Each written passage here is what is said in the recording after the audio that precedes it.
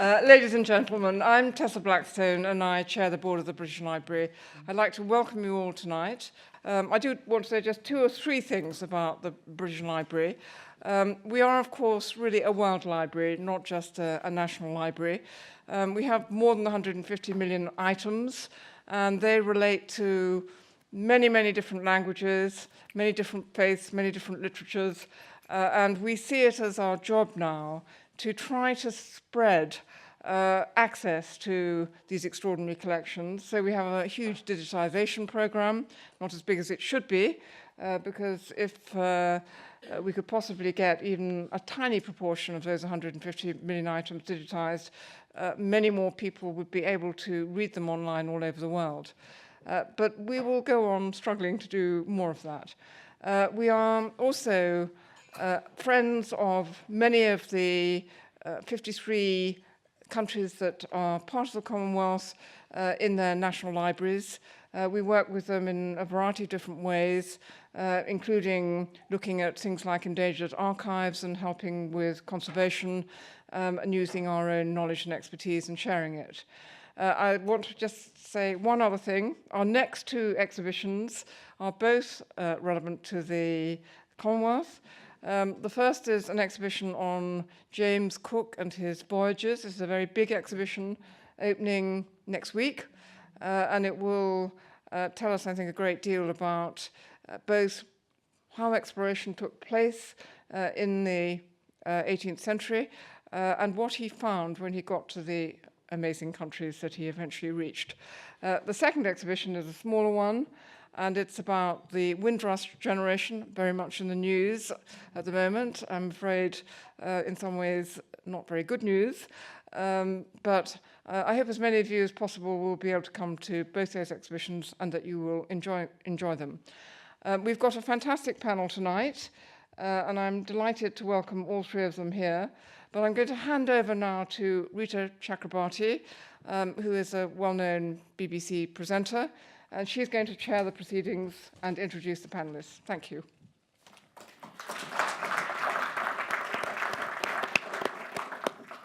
Thank you, Tessa, and thank you to you all for sticking the course with the fire alarm. And it's a lovely evening outside, and you've elected to come here, so that really is great. We are here to talk about the state of the Commonwealth. As the Commonwealth Heads of Government meeting was officially opened today in London, this evening is really very timely, and it's going to consider the relevance of the modern Commonwealth, both to the UK and to the other 51 member states. The issues I would like to be able to go through, again, if we've got time, is how is the Commonwealth organised? What's held it together for so long?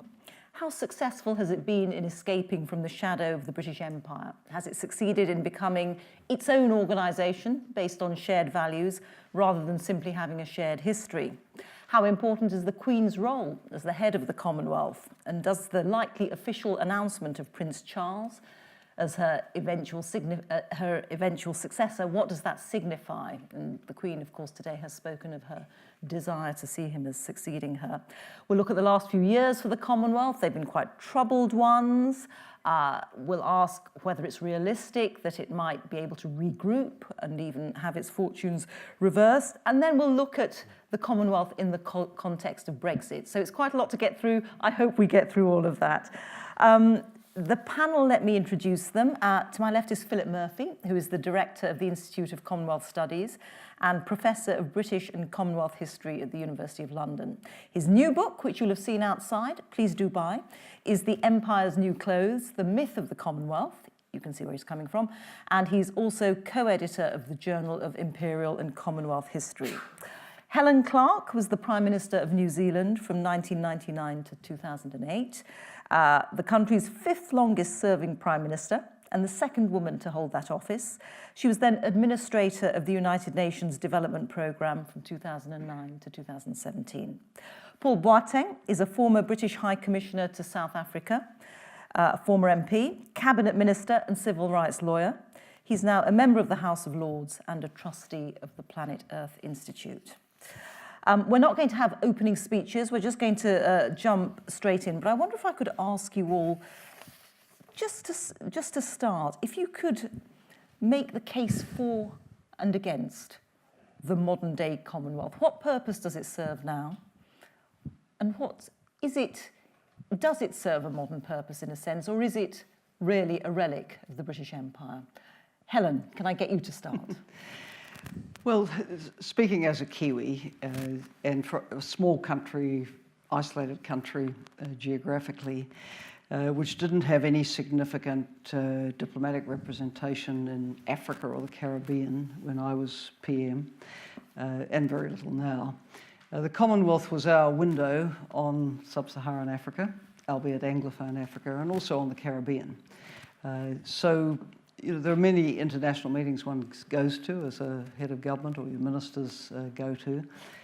But for us, the Commonwealth gave us exposure and ability to connect to a part of the world that otherwise we would have not have been particularly connected to. I was, of course, well aware of the common ties, language, common parliamentary systems in many cases, rule of law.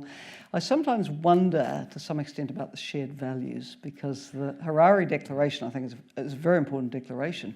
But of course, when you come to apply it and have CMAG put some pressure on, people do tend to leave. The first two... CMAG being the Commonwealth Ministerial Action. Yes. You have to watch our actions. Yes. Yeah. So the first two Commonwealth summits I went to in Australia and then in Nigeria, Zimbabwe dominated the retreat for the entire time. And of course, as the heat came on, they left. We've seen Maldives leave recently. We saw the Gambia under the previous president leave. So, yeah, the shared values, I think, a bit of a question mark, but the documents are good if you want a measuring stick as to what is a reasonable governance, if you like. Look, in the UNDP role, I saw other aspects of the Commonwealth that I would not necessarily have noticed as a New Zealand Prime Minister, and those were the advocacy for small states. 25 of the states are small island developing states with very particular issues. Climate change is a huge issue. Commonwealth Voice has been important on that. Trade is an issue for the small island developing states. Access to concessional finance, because many of them have become middle-income countries, so they don't get concessional lending from the development banks anymore. But when the major storm comes along and wipes out Dominica for the second time in 4 years, you can't borrow commercially. You have to have concessional lending. And so the Commonwealth joined with UNDP, CARICOM, the Caribbean Community, Pacific Islands Forum, OECD, Development Assistance Committee, really trying to advocate with the banks to do something about this. So I saw that, the advocacy value on development issues, particularly for the small island developing states, but also for least developed countries as well. Okay. Paul Boateng, would you share Helen Clark's sentiments? Look, I don't see it as a relic of empire, but it is a product of empire. So what? We're all products of empire. You're a product of empire. You're a product of empire. You're a product. We're all products of empire. We are all shaped and influenced by a history. And the exciting thing for me about the Commonwealth is that it is a shared history for good and for ill.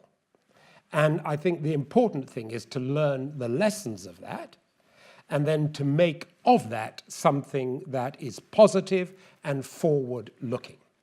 And that's what, for me, is the ongoing and continuing agenda of the Commonwealth. I've lived it. I've lived it as a small child growing up in the Gold Coast, and when we had an empire and were part of an empire, growing up then in Ghana and then growing up in the UK. So I've lived it as a child, I've lived it as a politician, an activist, and I've lived it as a diplomat. And in all those different forms, my approach to it is how useful can it be? How useful is it being? It was very useful, I found, as an activist during the struggle against apartheid. Correct, yeah. Then, for me, the Commonwealth and shared values and, above all, shared aspirations, because, I agree with Helen, there is a question mark over the values, but the aspirations are very clear. And give you an example. I have been working because I chair something called the African Enterprise Challenge Fund, which is a multi-donor fund for agriculture and renewable energy in Africa to help small and medium-sized farmers and rural communities. So I was working in Zim. I was on holiday in the Maldives. In both countries, talking to folk, they were both aware that these were not political people. They were people who one met in the course of work and in the course of holiday. So it was essentially, I can tell you, as I'm not going to make a secret about it, a taxi driver, it always is, and a waiter. And what both of them said, with a degree of disaffection in relation to their own governments, was, we wish we were part of the Commonwealth. Now, I'm prepared to tell you and bet with you, I'm a supporter of the UN, but I can tell you nobody, taxi driver or waiter, ever says, I wish the UN we were part. They don't say it. So for me, that's the value of the Commonwealth. A product, but not a relic. Fascinating. Philip Murphy. Let me say, just to begin with, my book comes out today. Obviously, I'm trying to plug my book, but it's a very personal account. It's a polemical account. The really major piece of research that my institute, the Institute of Commonwealth Studies, has done on the Commonwealth in recent years, which was funded by a large grant from the HRC, was something we called the Commonwealth Oral History Project. And we were able to interview about more than 70 major figures in the history of the Commonwealth since the creation of the Secretariat in 1965. Foreign ministers, prime ministers, secretary generals, senior members of civil society organizations. All of those transcripts are available free online on the Institute website. It's a fantastic resource. And I would say, okay, I have a personal view. If you want a kind of a broader view of the benefits that people have found in the Commonwealth, go to those very rich interviews. I mean, I would say, of course, the Commonwealth has changed radically. I came to the Institute as a conventional academic historian nearly 10 years ago. And I realized that being a historian is subversive in itself when you're dealing with the Commonwealth. They rather like to reinvent themselves periodically and almost deny that their history exists and that history growing from empire. And sometimes it's subversive even to have a memory of about 5 years or 3 years or 2 years, given some of the recent things that have happened in the Commonwealth. But I mean, let's take the longer view. It moves from being something of immense importance to Great Britain. In the early 50s, Britain did about 50% of its trade with the Commonwealth. It is now less than 10%. It was still a major prop of, or the British hoped it would be a prop of great power status. Citizenship, a quarter of the world's population up until 1981 was classified as British subjects. That link actually meant something. By the early 60s, British ministers and officials are saying, what on earth are we going to do with the Commonwealth? As all of those things gradually fell away. And I think the British have never really come up with much of an answer. The answer that was provided from the 60s onwards was provided by people like Kwame Nkrumah and Julius Nyerere, that the purpose of the Commonwealth was to continue decolonization where decolonization had stalled, i.e. in southern Africa. But I wonder, because you're so steeped in it that we're getting a history here, I want to know what you think about it now. I think it's, since it lost the apartheid issue, which was its great crusade, it has struggled to find an alternative because it was so visceral. It was like a body trying to retrieve a lost limb. So in the 90s, there's an attempt with John Major to actually making a positive view, to reinvent it as a values-based organization. And as Helen has said, actually that's been rather difficult to implement. And I've seen that part of the book talks about the tangles that the Commonwealth gets into when it tries to define what those values are, and indeed, as Helen says, to enforce them. It's also, at the moment, shooting off in so many different directions. You know, you hear sort of speeches this week, and you think someone coming new to the organisation would say, this must be wonderful. It's combating climate change, saving the rainforest, preserving world peace, ending world poverty, creating gender equality. It's a tiny organisation, underfunded. It can't really do much more than express. It's almost like a kind of a religious organisation praying for these things. That's it doesn't have enforcement. It doesn't have enforcement mechanisms. And the problem is, I suppose, in a world in which politics is increasingly symbolic, you could say that actually prayer has a value in committing people to good intentions.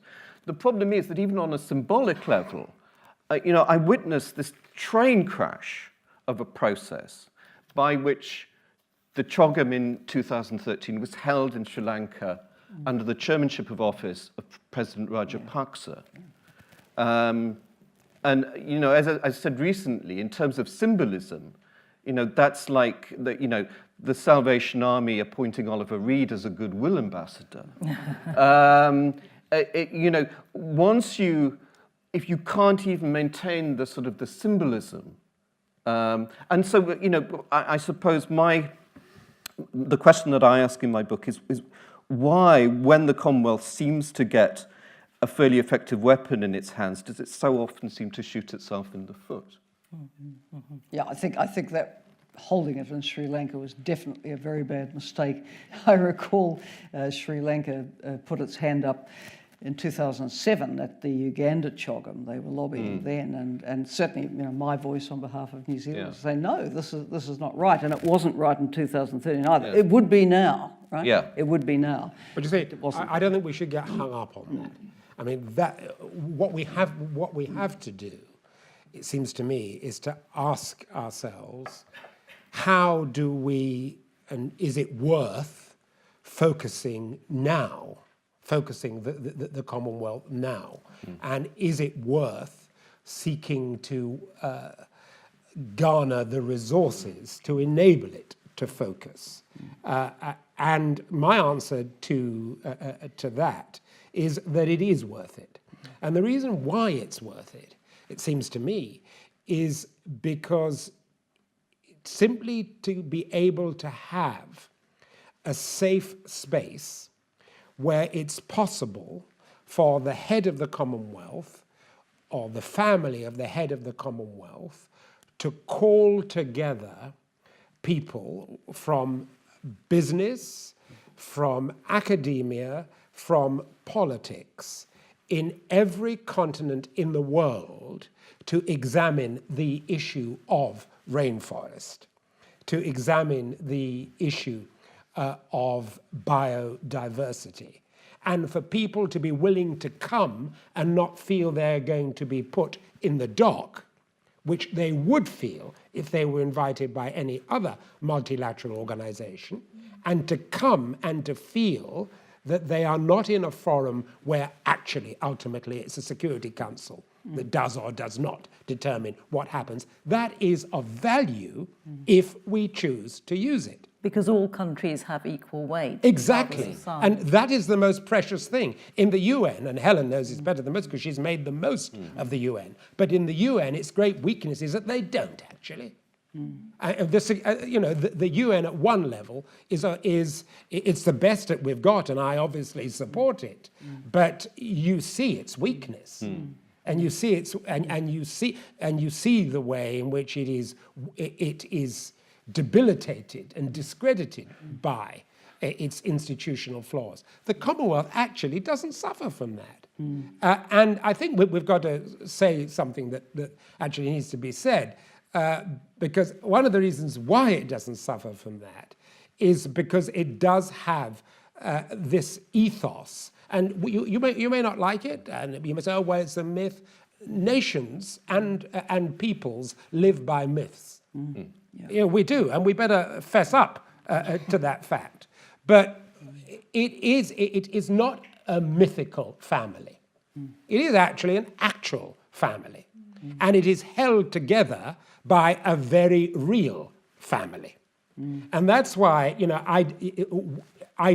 for me, the Commonwealth would die if you did not have at its heart a real family. The royal family. The royal family. Because that family, wherever they go in the Commonwealth, and they all do go at every generation, I've seen that as a child, as a man, as an activist, as a minister, as a diplomat. I have seen the impact there. I have been present at, waving a little flag as a little boy at the first visit of the Queen. The subject of her speech to Parliament at the second visit, when she made reference to the fact that one of the ministers was from Ghana. So I've seen it at all those different stages in my life, and seen the way the family are engaged in youth development, are engaged in biodiversity, are engaged in the environment, are engaged in being able to speak to heads of government in a way that nobody else speaks to them. But doesn't So that, that's a value. Let's use it. yes, can I just interject there? Doesn't that then reinforce the idea that the Commonwealth is in fact a relic of the British Empire, because it's got to be the British It's royal a product. family. Well, why do you use the word relic? It's a Are product. you a relic? Am I a relic? Are you a relic? But I'm not royal, Paul. No, but I mean, we're all of a certain age, and we are all shaped in our perception, in our attitudes, by the fact that we're from the Yes, but Commonwealth. the point I'm making is But that it should I think pass to Paul somebody makes else. a good point about the safe space for discussing issues. Yeah. Because you know, the UN is not at its finest moment at the moment, and you can't have the sort of discussions you have at the Commonwealth in the UN context. The UN context is very formal. In fact, I think the Commonwealth Heads of Government meetings have deteriorated a little bit, in the sense that in the 4 I went to, about 90% of the time was spent in informal retreat with an open agenda, and people sat around. There were no staff in the room. There were no listening rooms. And you could speak and express, and people did, and you got to know each other. Yeah. And that built a sense of, you know, community as well. These days, the retreat seems to have shrunk to a few hours, and there's more of a formal session where people are there with their +2s and, you know, reading a statement. They should junk that and go back to the retreat where people got to know each other and really get their teeth into issues. I referred to Zimbabwe dominating 2 Chogams. We spent 2 full days in a retreat discussing those issues, because there were advocates for not taking a tougher line, Yes. as per the Harare Declaration. So I see the value in the safe space. I think the common language is one that enables us to exchange very, very freely as well. And then a couple of other points come to mind. Actually, the Commonwealth does get its teeth stuck into much more substantive issues than other such groupings. The Francophonie is very much language and culture. The Lusophonie I've never quite figured out, but I suspect much the same. I have a close friend who's now the equivalent of Patricia Scotland at the Ibero-American community. They don't get into tough issues. The Commonwealth does get into tough issues, and the Harare Declaration and the governance platform is part of that. You know, this CHOGM has quite a focus on environmental issues, the Blue Ocean Charter and so on. And this again reflects the fact almost half the members are small island developing states. And they are looking for a voice and some lift from here, and good on the British government, you know, for pushing this along, and the plastics issues as well.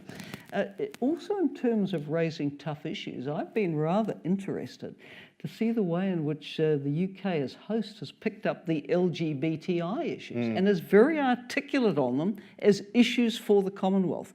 Has said up front, you know, we know this is a legacy from colonial law, that you've got this on your books, but it's time for change. And Joseph Muscat, in fact, included that in his speech at the opening today. He spoke about it, and it was interesting to watch the reaction of the other heads of government. There was a regular shuffling in seats and so on. I was at the Lord's telling them off. reception where the Speaker of the House of Lords devoted most of his speech to this issue and the need for change. Now, you know, this is good, that it can be got on the table. And frankly, if they went back to 2-day retreats, maybe it'd have a chance in the privacy of that to actually go hammer and tongs on that. Yeah. It could be. Yeah, no, I mean, I think the problem one faces with something like that, with LGBT rights, is that it's one of those issues that tends to kind of divide the Commonwealth North versus South. That there are certain, it can be portrayed by developing nations as a developed world concern.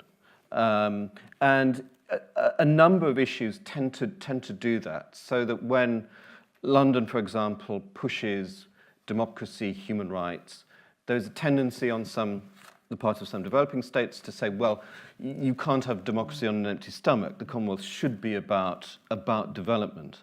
And again, that sort of, the fact that it emerges out of empire enables people like President Jammeh, when he was under pressure, President Jammeh of the Gambia, to say, you know, this is a case of neo-imperialism being got at by the British government.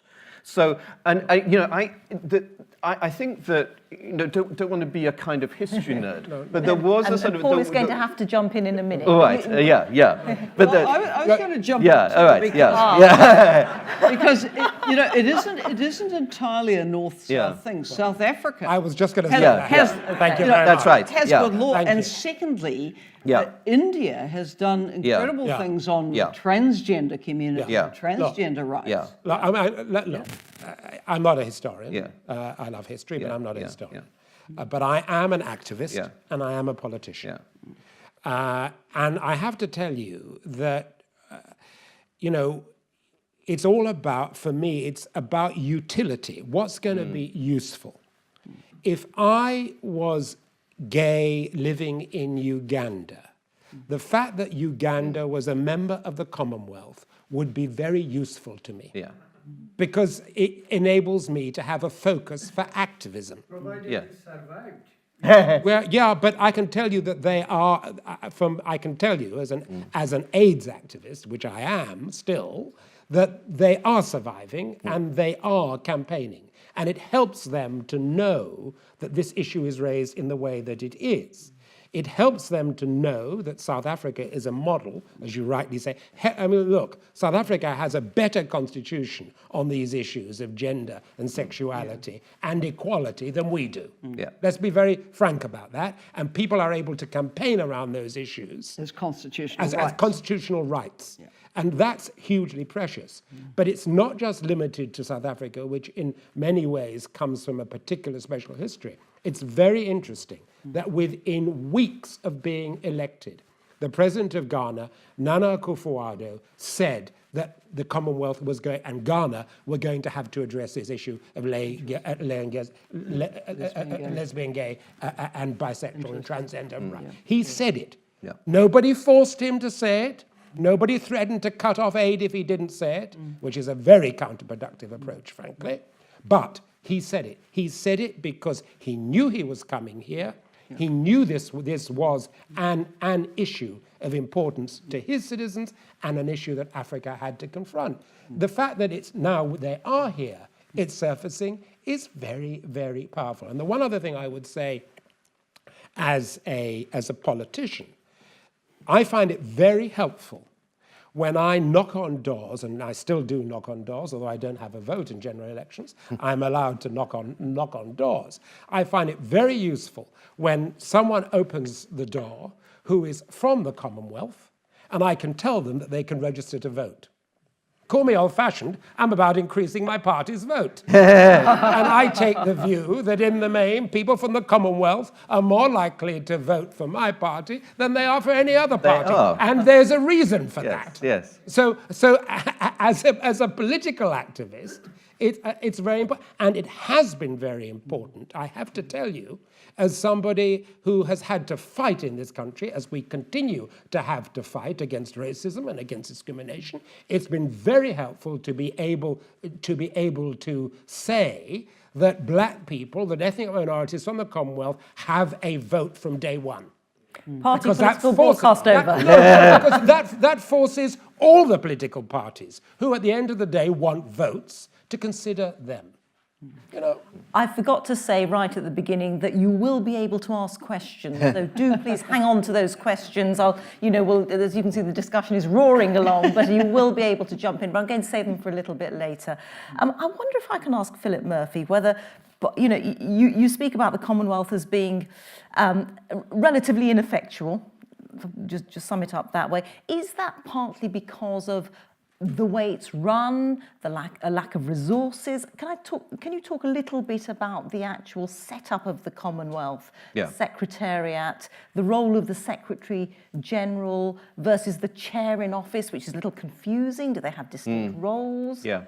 Does that hamper its effectiveness? I think the Commonwealth is the creation of a sort of big bang of British decolonisation.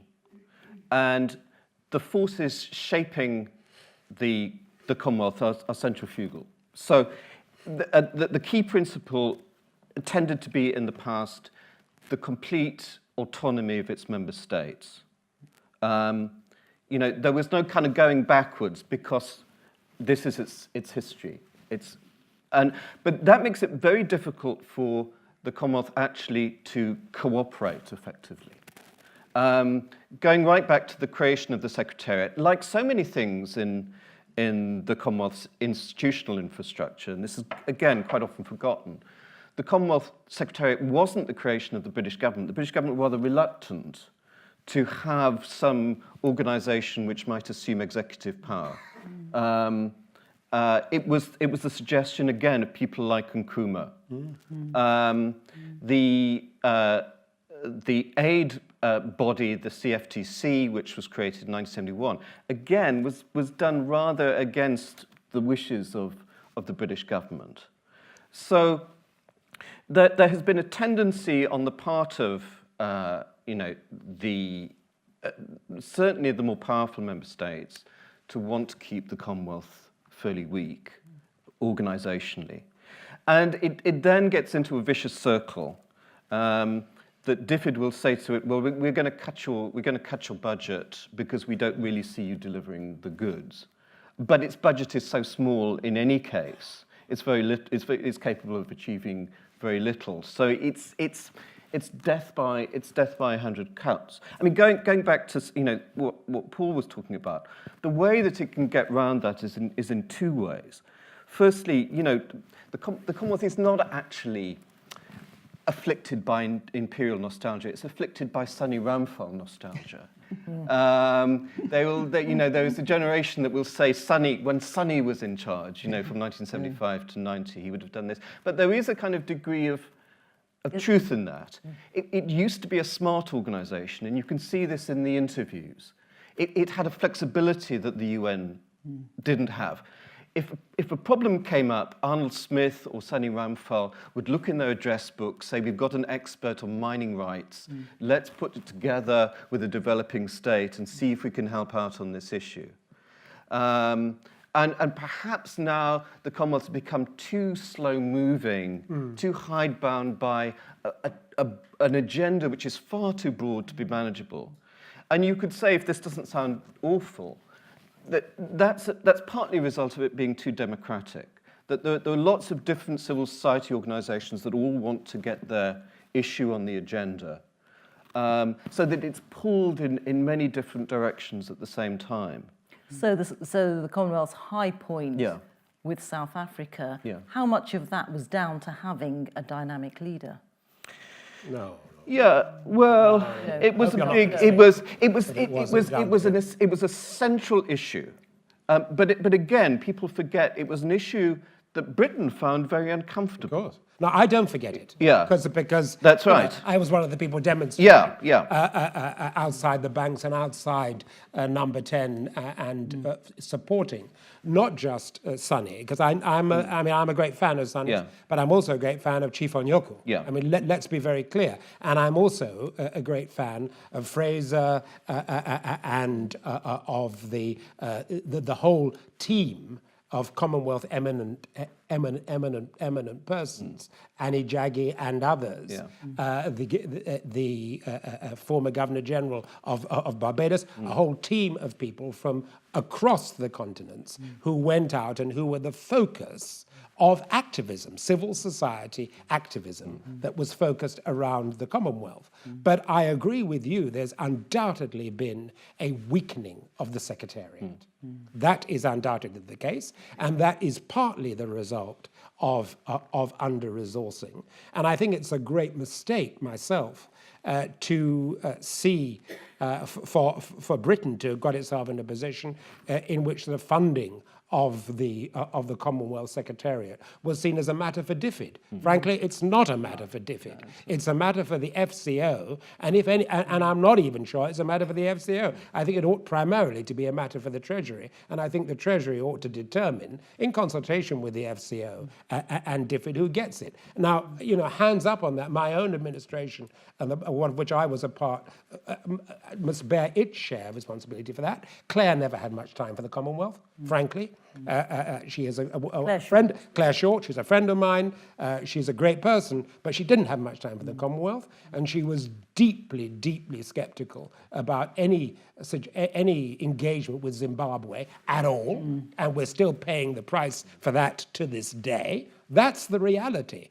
And so I agree with you, so far as Britain is concerned, the history of the British establishment, political establishment, and the civil service that underpinned it has largely been one that is deeply sceptical and wary of the Commonwealth.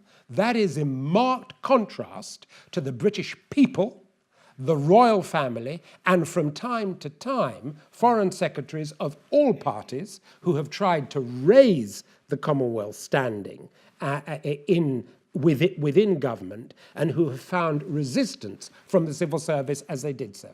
I don't just think it, I know it, because I have been a civil servant at a time when one minister was trying to raise the standing of the Commonwealth, Jack Straw. I saw what happened to him. I saw what happened to William Hague when he sought to do a similar thing.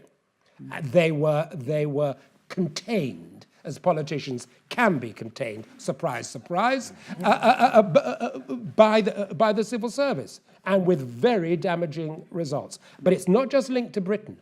India, too, has been deeply sceptical. Yes, yeah. Deeply sceptical about the Commonwealth. India actively, whilst I was High Commissioner, lobbied against a higher profile intervention by the Commonwealth in Zim. We could have done with that, frankly, because the whole thing became much too polarized between Britain and Zim, and there was a role for the Commonwealth to play, if it had been allowed to play it, to engage with Zimbabwe and to bring them back in. They made, as you know only too well, and they made no attempt to do that whatsoever. And what was India's motivation? I have no idea. You must ask the Indian government for that, and you should ask the previous Secretary General. But when I asked, as I did ask, it's a matter of historical fact, I asked my colleague, Indian High Commissioner in South Africa, why his government was so reluctant to becoming. He said, it's not a priority for us. Well, it may also be a sort of strong non-aligned movement position that you don't interfere in other people's exactly, not a priority. And you can see why. Because if they interfere, if they're seen to be interfering in Zimbabwe, well, why can't people interfere in Kashmir? Yeah. You get it? Yeah. So, this is hard politics. Starting to sound like a UN debate now. Yeah. And India... I don't want you to interfere there because you might interfere here. Tension here, So, it's not just it's a complicated story. Yeah. I just wanted to ask that. So that was all fascinating. You said at one point there that there is a love of the Commonwealth or an affection for the Commonwealth among the British people. Yes. Do you really think there is? I do. Do people know what the Commonwealth is? I think so. I think they do. I don't think they necessarily have a full picture of how the Secretariat is operating today. But do they? Let me give you an example. And I think we should go to the audience quickly. Yes, but we will. Do they have? Let me give you an example. Britain, unlike the United States, continues to see itself in a global context. The ordinary British person sees themselves in a global context. The ordinary American person sees themselves only as Americans. And I don't care whether they're Republicans or Democrats, whether they support Trump or they don't. The reality of American foreign policy is actually, it's always America first. They screwed us in relation to Iraq. That's the truth of the matter. We had a particular sense of what ought to have happened post the invasion. They had their sense. Who won out? Surprise, surprise. So, but the British people, and I give you one example from my own personal experience in South Africa. There has been a relationship between the Mothers' Union in Brighton and the Mothers' Union in East Brighton in the Eastern Cape that has survived everything. All of the apartheid era, before that, the Boer War, the sanctions debate, Margaret Thatcher, the lot. And that is because the sewing group, these group of ordinary women in Brighton, in Sussex, saw themselves as global citizens in relation to this other group of ordinary women in East Brighton, in the Eastern Cape. That could not happen in France. It could not happen in the United States. It couldn't happen anywhere else other than in relation to the UK and the wider Commonwealth. Surely we can build on that somehow. Helen, what do you think? In New Zealand, would people have a, just generally, would there be a popular notion of the Commonwealth? Oh, yes, I think so. And there are iconic events like the Commonwealth Games that, for a sporting country like New Zealand or probably Australia, that may be the most significant part of the Commonwealth, that, the competition that goes on there. But, there is awareness and it's positive. You won't hear people poor-mouthing the Commonwealth in New Zealand. I think it is unfortunate that it has been kept so short-strapped with money. I think Canada's been withholding paying its dues in recent times, and Canada's a significant contributor, so that hurts. The funding for the technical cooperation side has been very, very run down. And Paul makes a fair point. You can't leave it to DFID to fund it, because DFID won't want to fund the Secretariat and those activities. DFID wants to, it's in a sort of results passion, isn't it? It wants to know that if it spends money, that input will get an output and an outcome. Well, for the small amount of money they're putting into the Commonwealth, they're probably spending more on the evaluation and compliance than they are on the project. Very true. but yes, it needs strong FCO advocacy for it, because global Britain, which is starting to become even more important now to assert in the sort of Brexit context, the Commonwealth is a place for Britain to stand in this new age. And you're right, it should go to Treasury, saying this is important for Britain, that this institution functions and has the resources to do so properly. I'm going to throw it open to questions in just a minute, but I just want to ask Philip Murphy about Brexit, as you bring it up. Are we going to, how realistic is this prospect of a sort of realignment of trade and diplomacy and focus towards the Commonwealth? Not at all. It's a great, it's interesting how Brexit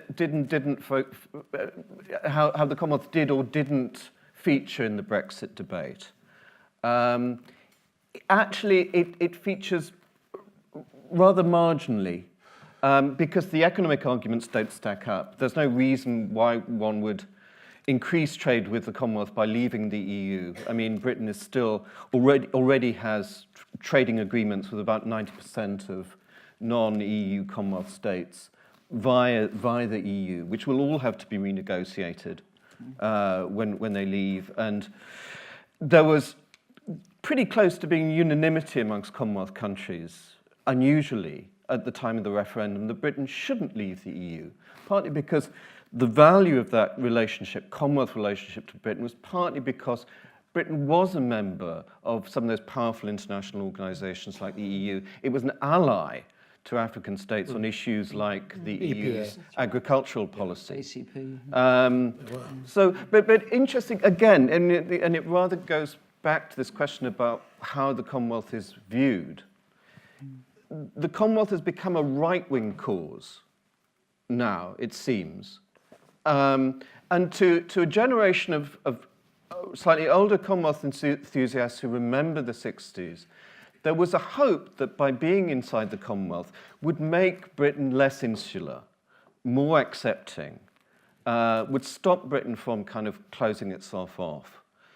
And yet, you know, the 60s, 70s was dominated by hostile attacks from the right-wing press on the Commonwealth because of its stance on Rhodesia and South Africa, but also because of Commonwealth immigration.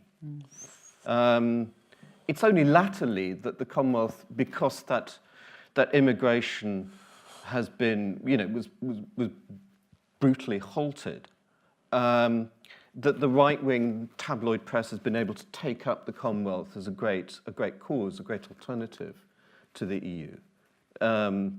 And so what the kind of the British public view of the Commonwealth is, I think has changed quite considerably over time. Okay, we will stop there and we will take it up again if you're short of questions, but I'm sure you won't be. Lovely, so there's a microphone coming towards the gentleman there, and then one here, and then a lady there, and then a lady there. So if we'll do it given that you've got the microphone, you're number 3, so it's 1, 2, 3, 4. And if you come from an organisation, please tell me where you're from. I'm not from an organisation. Then just ask your question. All my working life, I was a teacher. It's picking up this last point. I mean, I've been a fan of the Commonwealth all my life and always talking about it. But I've found that, on the whole, most people aren't interested. The ones who are the only people I know whose families have come from other Commonwealth countries. Yeah. And this was true of the children I taught as well in comprehensive schools. Those whose families come from the Caribbean or Africa were really interested and supportive. So how do we get, you know, English, native-born English children and politicians? I've written to bishops and all sorts of people. The only person of note who's been interested is Frank Field, who's great on the issue, but most people don't seem to be bothered. Can we do anything to really get some enthusiasm going? Is it a failure of education, I wonder? And you know. Any observations? When it comes to that point of... Well, let's take a group. Yeah, let's take 2 or 3 and then... Fine, okay then. Let's, there was one, yes, please, thank you. I'm Paul Flather. I've been running a club of European universities, so I have a European bent. But the point I wanted to go back to was the question of values.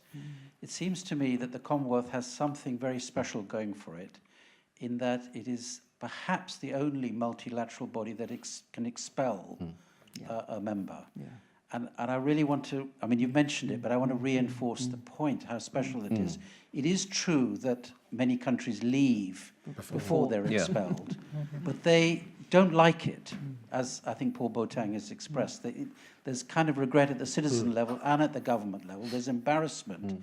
So that means there's something special going on here. If you think of the European Union, it really ought to have expelled Hungary. Yeah. It's broken all the acquis, and it should have expelled Poland. Yeah.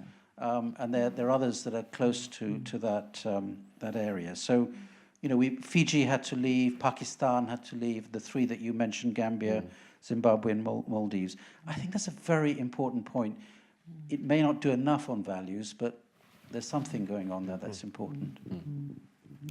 In effect, I think the Commonwealth can suspend, but before you get anywhere near that, there's the opportunity for the good officers' work. You know, whether you bring in eminent people, you send the missions and try to get some sort of dialogue to, you know, support countries in trouble to, you know, to see if they can work their way out of that with support.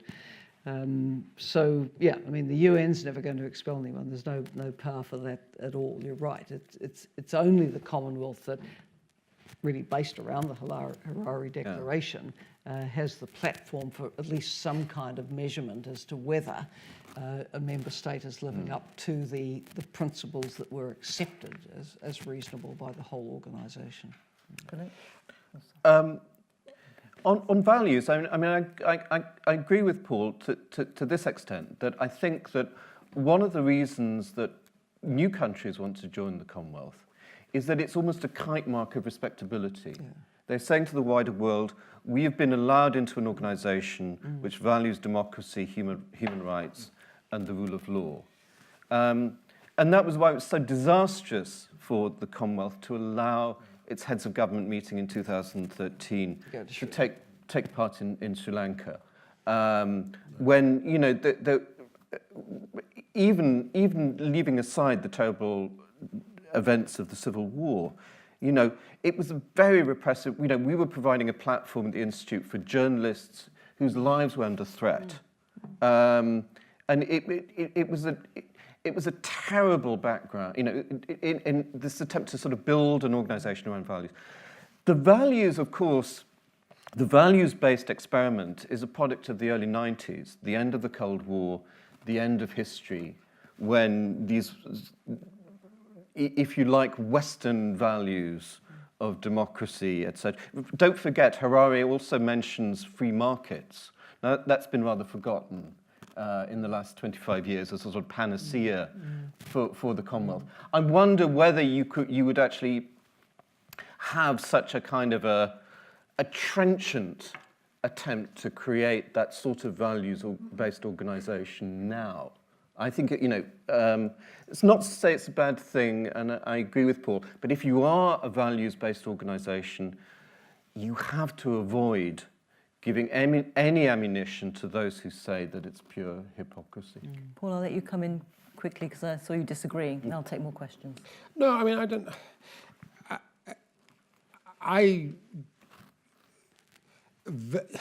I just am. I mean,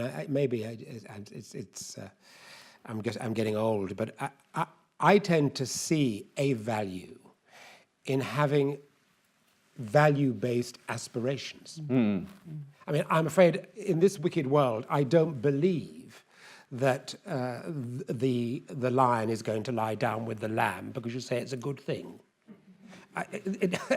Life isn't like that. But I do think it's actually quite important for people to sign up to a set of aspirational values, because that gives you something around which you can campaign. And that of itself is of value. But I want to answer the very interesting point that was made about young people. And this is how I would answer it. I think it's very difficult for parents or teachers to sort of determine what's going to turn young people on. That's my experience of life, that actually young people will determine themselves what excites and makes them enthusiastic. What excited and made us enthusiastic when we were young was the struggle against racism, the struggle against the Vietnam War and imperialism. And nuclear weapons. And nuclear weapons, exactly. It was movements. Young people today have their movements, and we just have to let them determine how they are going to wage their struggle. But we have to see how the Commonwealth can become relevant to that. And what I see in my civil society life, and I chair the International Council of the Duke of Edinburgh's Award. Duke of Edinburgh's Award goes beyond the Commonwealth. But we would delude ourselves if we didn't believe that its heart wasn't in the Commonwealth. It is. And those young people, frankly, talk to each other through their apps, through the platform that doing the award presents for them. And at any one time, there are more than 1 million young people in the world who are doing the award. And they're doing it not just in so-called elite schools, they're doing it in prisons, they're doing it in slums in Harare and in Nairobi, they're doing it in townships in South Africa, and wherever they do it to the same level. So a gold, a silver, a bronze, wherever it is achieved at the same level. The Commonwealth facilitates that. The oldest essay and the royal family facilitate that. The oldest international essay writing competition in the world is the Queen's Commonwealth Essay Writing Competition. They are young people who are connected by being part of an international essay competition. So what we have to do is to create platforms which young people can themselves determine are relevant to their lives, relevant to their movements, as you say, Helen, and the things they want to get onto. What would bother me, frankly, on this latest move in relation to the environment and blue seas, and I fear, this is one of the problems. If we simply see it as something, well, yes, we can bring the academics on board, get some scientists on board, get them talking to some politicians, maybe them talking to some business people, but we don't have the resource to work with teachers, to work with app makers, to work with the new technology, with social media, to enable those young people who are desperately seeking to be part of something wider than themselves, to engage in a way that links that with the Commonwealth. Do you follow me? So I think that's what we've got to try and do. I want to get some more questions in, please. Sorry. The woman at the back, and then the woman over there. Yes, please. It's more of a comment, really, because sort of people are wondering how people feel about the Commonwealth. And I grew up in Trinidad, and I came of age in the 80s. And about 20 years later, I was having a conversation with my father, and I found out that the Queen visited Trinidad while I was in the sixth form, and I had no recollection of it. So that's one thing. But what I do remember from my teenage years is the Pope visiting Trinidad. And I also remember the announcement of Maurice Bishop's murder, which was a massive trauma for Caribbean people. And I've always wondered how come the Commonwealth didn't intervene in the American invasion of Grenada during that incident. So it's all well and good to talk about the Commonwealth can expel a country if they misbehave, but how do you challenge America if it invades a Commonwealth country? Really interesting. Okay. Woman over there. This is a question for Paul Boateng, and it's a two-part question. The first part, you may have already answered it in your last comments. Basically, you emphasised the involvement of the royal family and in the work of the Commonwealth. What I would like to know is, what exactly does the Queen do in her role in the Commonwealth? What is the nature of her work? Because, as we know, her work in this country is surrounded with a degree of secrecy. So I would like to know exactly what she does in terms of the Commonwealth. And the second part of my question is, which is a bit of a contradiction in terms, in that the Queen is an unelected head of state in this country, and therefore, as head of the Commonwealth, is also an unelected head. Considering that the Commonwealth, in the Commonwealth's charter, it has one of its values as democracy, and at least 31 of the nations are republics.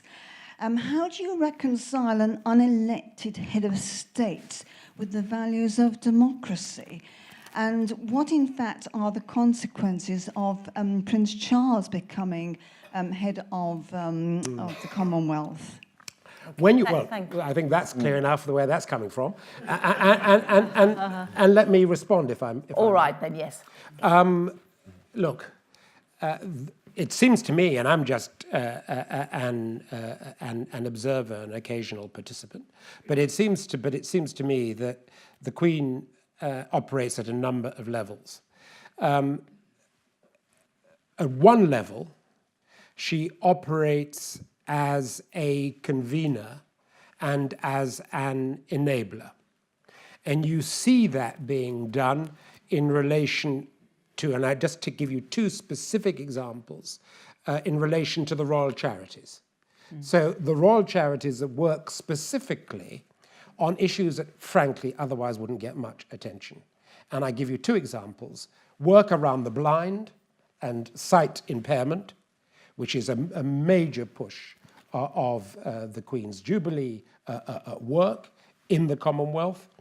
And importantly, forests, trees, and the whole canopy program that again works across the Commonwealth when people are supported in valuing trees and the impact of trees on the economy and on people's sense of well-being. The fact of the matter is, if you want to get people to talk about sight and the value of tackling the issue of visual impairment, if you want to get people to talk in very practical ways about planting trees, the fact that the Queen is there focusing attention, helping raise money is enormously important. So that's part of the response. The other part of the response, which I think Helen, frankly, who has far greater knowledge of this as a head of government than I, but I can only give you my take on it from what I've observed as a minister and as a diplomat. What's extremely valuable in politics is knowing that, and it goes back to the safe space point I make, knowing that there is a place where you can come, where you can say things and it's not going to be held against you. Because in politics, even now as we speak, I notice there's a camera. I constantly asking myself, how is this going to be used? That's the reality.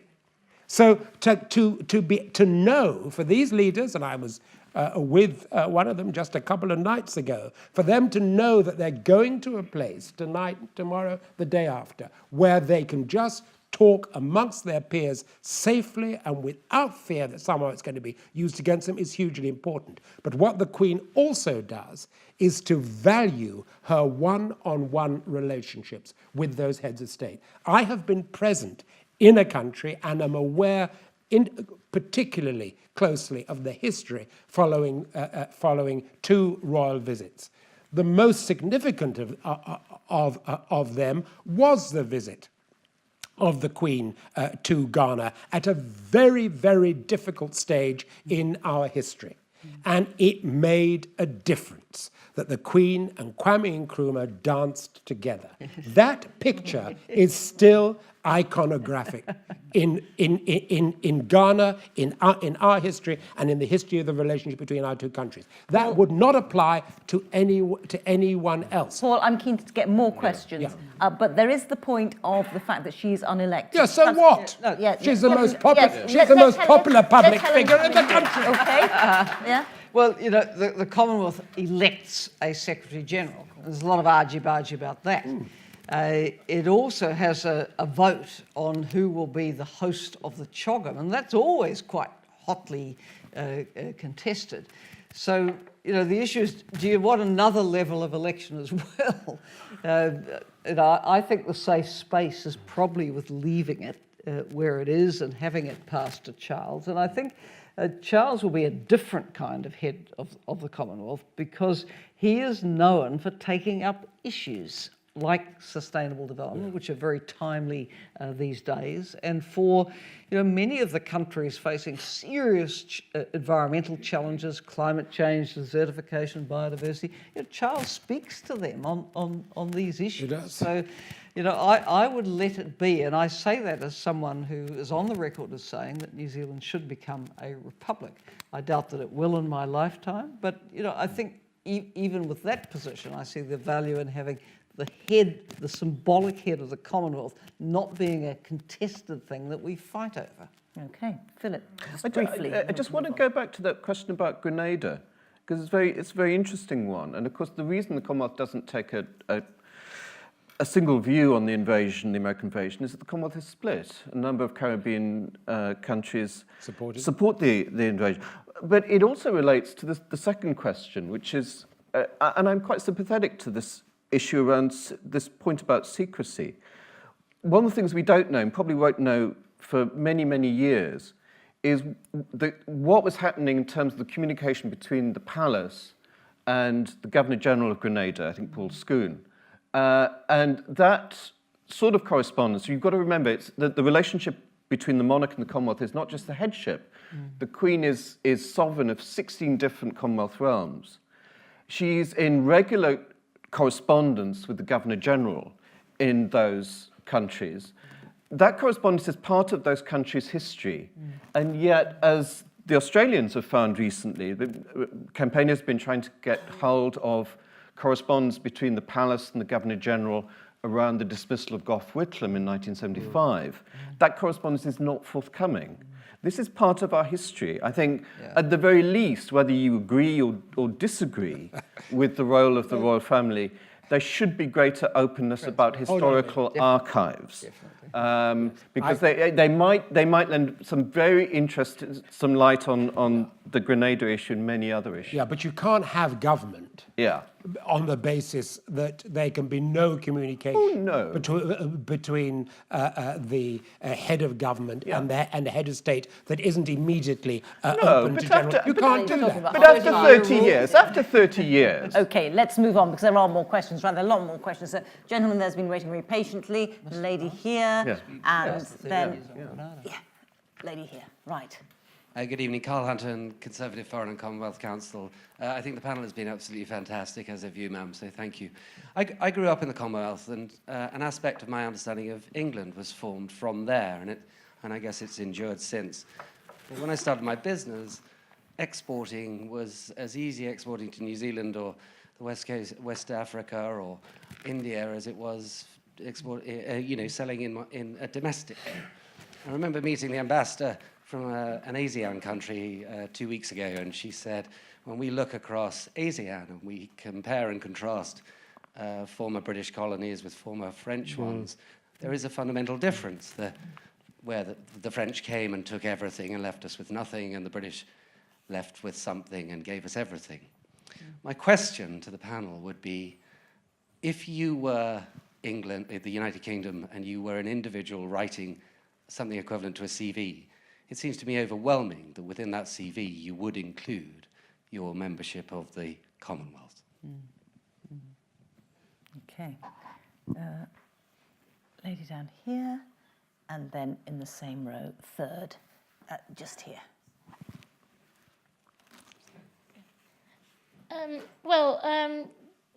Don't you think making the Commonwealth have a bigger role? It's like fighting a losing battle when there's so many people, not just in Britain, but in other parts of the world, who are like skeptical about globalization and everything.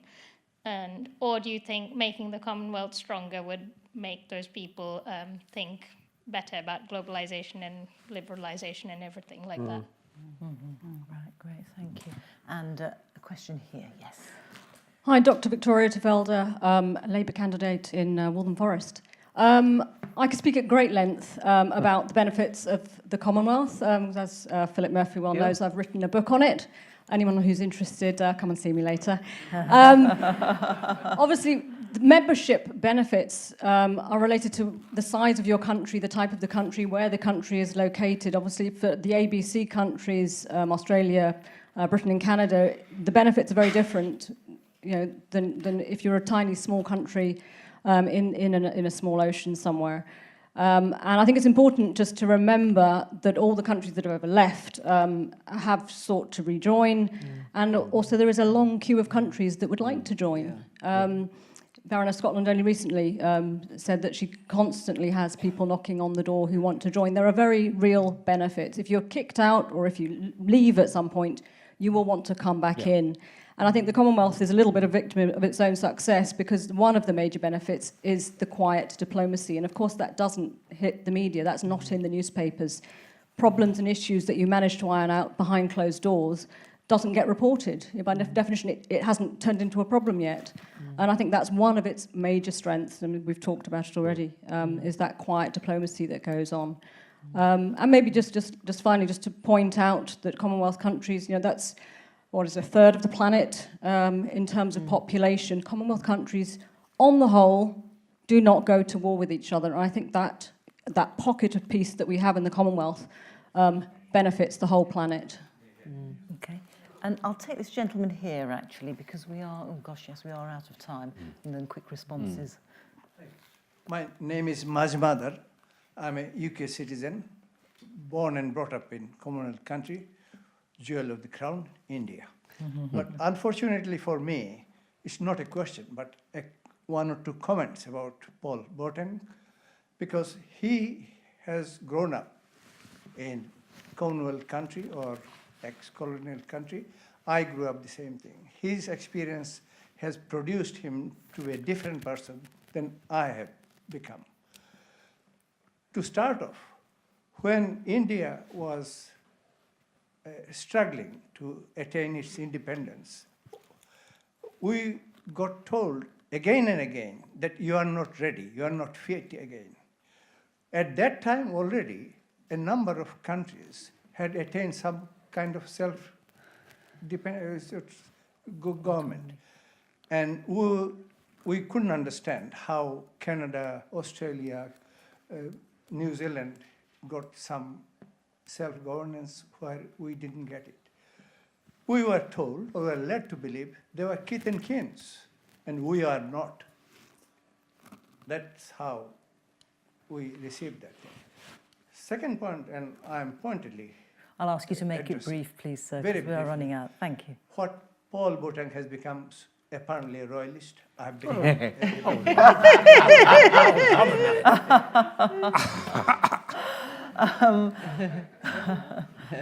Do you want to come back to that? Helen, go on. Well, I was just going to come in on the small state point that was made from over here. And it's interesting you mentioned the ABC countries and you didn't put NZ on the end of that. Because New Zealand is a small country, and I come back to the point I made at the very beginning, that when you're a small country, you can really lack visibility in something as large as the UN. But in the Commonwealth, you know, it is a network where your voice is amplified. And you know, there are so many Commonwealth institutions. I mean, it's kind of interesting hearing people reflect on what do people know about the Commonwealth. People know different things. Sports people follow the games. In my country, there's sometimes we win the annual Commonwealth Literary Prize. Yeah. So the authors are plugged into it. The youth councils affiliate in. Carl Wright, who's sitting in the front row, has done a tremendous job founding the Commonwealth Local Government Forum, which our people have played a very, very active role on. And I could go on and on about all these spin-offs from the Commonwealth, which do link different sectors of society, if you like, into its workings. And I think the other important point that has emerged in the discussion is that it is a club that people do want to be in. You're absolutely right. Those who go, eventually the wheel comes round and Zimbabwe will try to come back. I'm not sure whether Gambia's already back, but it clearly should be. And Sri Lanka went through its bad moment, never left, but now can hold its head high. And one thing we haven't highlighted is the role of the Commonwealth on elections, because the Commonwealth is almost always an observer when an election looks like being even vaguely difficult, and even when it's not. There's just been a mission, I know the Kiwi's been on for the Sierra Leone presidential elections, but that is also a valuable role and consistent with the Harare Declaration and taking an interest in the quality of governance. Okay, great. Philip. But just to say, it's lovely to see Victoria developed. When I arrived at the Commonwealth Institute of Commonwealth Studies, knowing relatively little about the Commonwealth, I learned a huge amount from Victoria, and I highly recommend that people buy her book. Wow,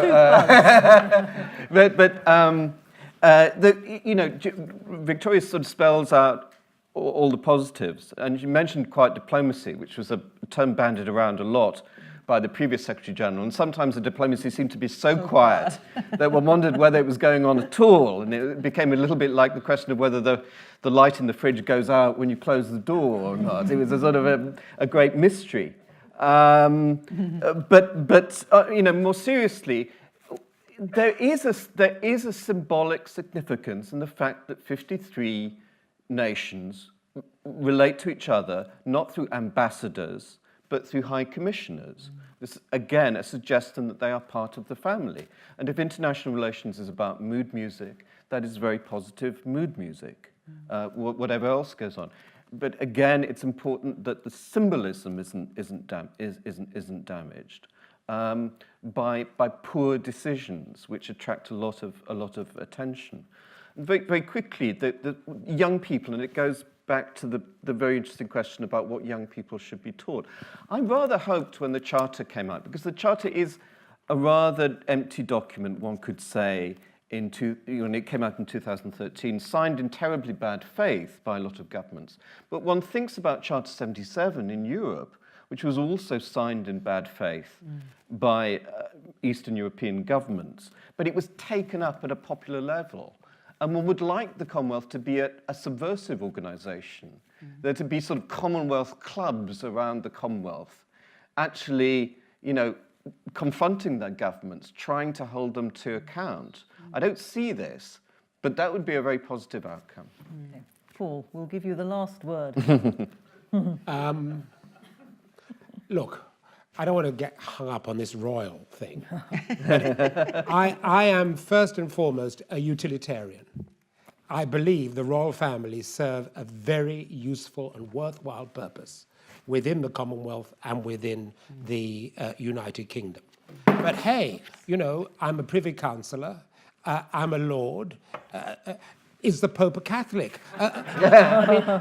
Of course, I believe that the royal family has an important role to play. But you should read what Jinnah and what Nehru had to say about the Viceroy. They believed that he served an important function at a particular time in history, and I continue to believe that the royal family play an important part in the Commonwealth. But I really don't want to get hung up on that. I mean, that I think is a given, and we've seen that in the events that have taken place today. Prince Charles will be a very good head of the Commonwealth. Different, but he will be a very good head of the Commonwealth. I want to deal with the much more important points that have been raised by way of a challenge, and a challenge which we have to respond to, about globalization. I take the view, frankly, that the widespread public disenchantment with globalization is something that we have to take very seriously indeed. And the reason why the public are so disenchanted with globalization is because they feel shortchanged by globalization. Because globalization has in fact benefited a relatively small number of people globally. It has not in fact been shown to benefit the mass of the people globally. And those of us who say glibly that it has, and that we should all just wake up and learn to accept it, I think miss the point. And so for me, as an activist, and as a Commonwealth activist, I'm very glad that one of the themes of this particular gathering has been creating not just a more prosperous future, but a more equal Commonwealth. Because I think unless we address the equality issue in terms of economic development, we will go on finding that people are deeply disenchanted with globalization. So we need to make global multilateral organizations work better to promote equality and to promote the welfare of ordinary people, not just elites globally. And that's it seems to me is the cause around which we have to rally. And I believe that the Commonwealth does serve a useful purpose in that regard. And I'm not alone. And I take issue with the fact that people choose to join the Commonwealth because they crave respectability. I can tell you from my discussions with President Kagame and with his ministers, that was not why they chose to join the Commonwealth. They chose to join the Commonwealth in direct counterpoise to the Francophonie. Absolutely. Yeah. In direct counterpoise. They saw the Commonwealth as representing values of mutual benefit and mutual advancement, which the Francophonie doesn't, never has, and never will. Right, on that note. Paul Boateng, Helen Clark, Philip Murphy, thank you all very much. A tremendous panel. Thank you.